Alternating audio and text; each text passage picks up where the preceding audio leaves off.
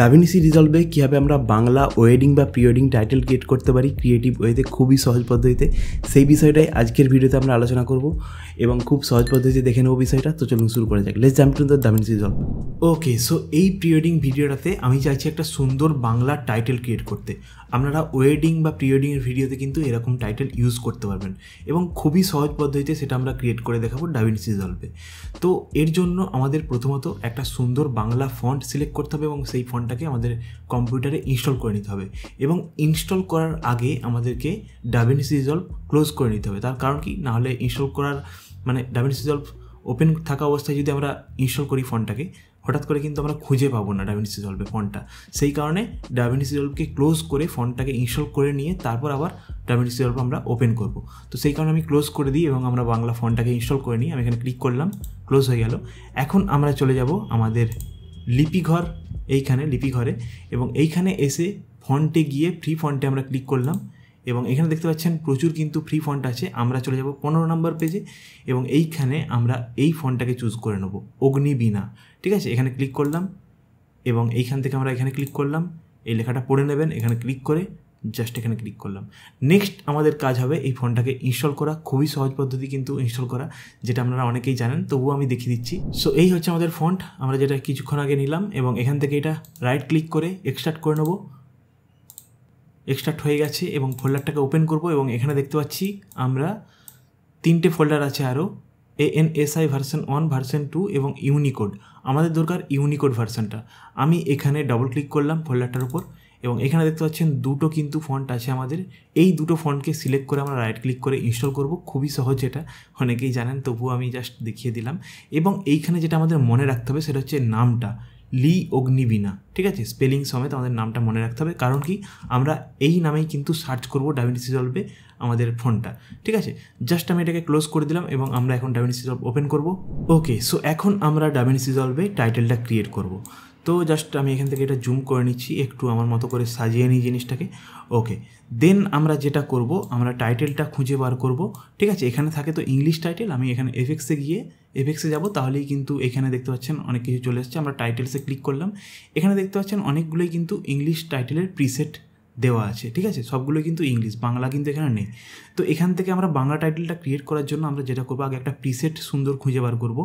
তো আমি এই প্রিসেটটা ইউজ করব, ফ্লিপ ওভার, এই টাইটেলের প্রিসেটটা ইউজ করব। এই টাইটেলটাকে টেনে এনে আমরা এইখানে রাখলাম। ঠিক আছে, আচ্ছা, আপনাদের ক্ষেত্রে আমি এটাকে ক্লিক করে অফ করে দিতে পারি, জায়গাটা বড় হয়ে যাবে। আপনাদের ক্ষেত্রে এটা এইরকমভাবে লেয়ার হিসেবে আসতে পারে। আমি এটাকে ছোট করব কীভাবে, আমি জাস্ট এই লেয়ারে গিয়ে এভাবে ছোটো করে দিলাম, তাহলে কিন্তু আমাদের কাজ করতে সুবিধা হবে অ্যাকচুয়ালি। ঠিক আছে, এখন যদি আমি এটাকে এখানে নিয়ে যাই, দেখুন এখানে কিন্তু টাইটেলটা চলে এসেছে।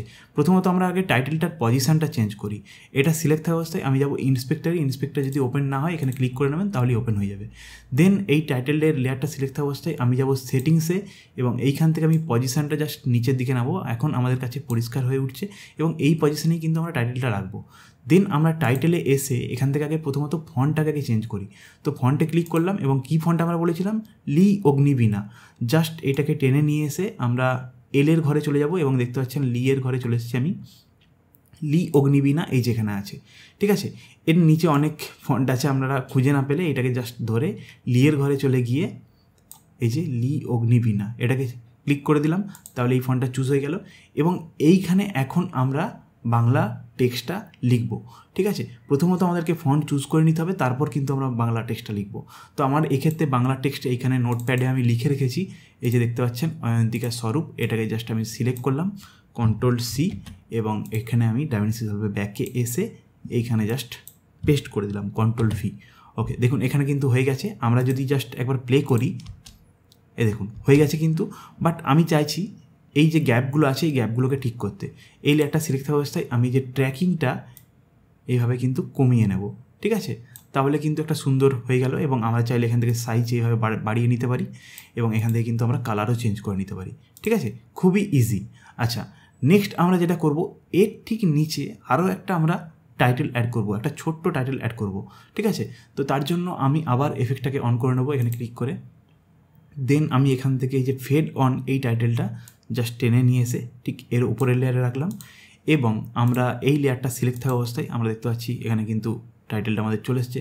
সেমভাবে কিন্তু প্রথমে তো আমাদেরকে ফন্টটাকে আগে চেঞ্জ করে নিতে হবে। আমি এখানে ক্লিক করলাম এবং আমি লিপি ঘরেরই আর একটা ফন্ট ইউজ করব, সেই কারণে যেই ফন্টটার নাম ছিল লি আদর নৈরিত, এই যে লি আদর নৈরিত, এই ফন্টটাকে আমরা ইউজ করব।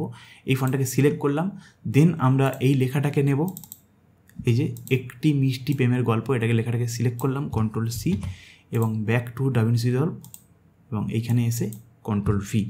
ওকে, দেখুন লেখাটা হয়ে গেছে এবং এখান থেকে আমরা স্টাইলটা একটু চেঞ্জ করে দিই, লাইট ভার্সন করি, ঠিক আছে।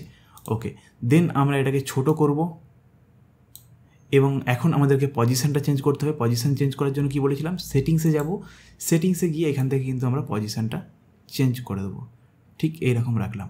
ওকে, এখন যদি আমরা প্লে করি, দেখুন খুব সুন্দর, ঠিক আছে। এখন এই দুটোকে আমরা জাস্ট এভাবে টেনে নিচ্ছি, দেখা যাক। আচ্ছা, এই লেখাটা আগে চলে যাচ্ছে, মানে আমাদের ওপরের লেখাটা, এটাকে আমি একটু টেনে বাড়িয়ে দিই আর এটাকে এটার সঙ্গে অ্যাটাচ করে দিই, তাহলে সুন্দরভাবে কিন্তু হবে। আচ্ছা, এখন কিন্তু এই লেখাটা আমাদের হঠাৎ করে চলে যাচ্ছে, তো অয়ন্তিকা স্বরূপ এই লেখাটা, তো সেই কারণে আমরা এখান থেকে একটা ট্রানজিশন অ্যাড করে দিতে পারি। এফেক্টসে গেলাম এবং এখান থেকে ভিডিও ট্রানজিশনে গিয়ে আমরা এই যে ক্রস ডিসলভ, এটাকে টেনে নিয়ে এসে জাস্ট ফ্লিপ ওভারের ওপর এইভাবে কিন্তু রেখে দিলাম, তাহলে কিন্তু এরকম স্মুথলিভাবে দুটোই চলে গেল। আমরা চাইলে এটাকে আর একটু বাড়িয়ে নিতে পারি, তাহলে দুটোই স্মুথলি চলে গেল, তাহলে জিনিসটা এরকম হলো।